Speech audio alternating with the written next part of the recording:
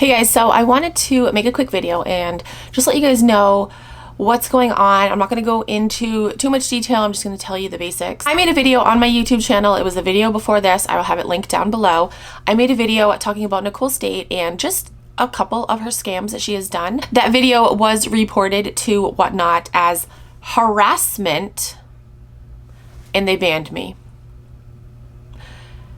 If you watch the video, you know that that is not harassment. I literally show proof of some of her scams. I've gotten a bunch of messages from you guys asking why you can't see my shows on there, and that is why.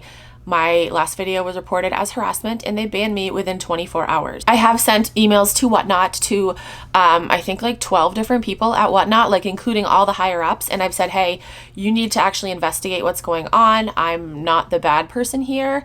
She is. A bunch of you guys have asked what you can do to help, and you can do the same exact thing. I know a bunch of you guys have already sent emails to Whatnot, but yeah, that's what you can do. You can send an email to them and be like, hey, look, you got this wrong, because they do. I am just waiting to hear back from Whatnot to see what they say. Like I said, in the meantime, you guys can feel free to reach out and let them know your opinion on the situation.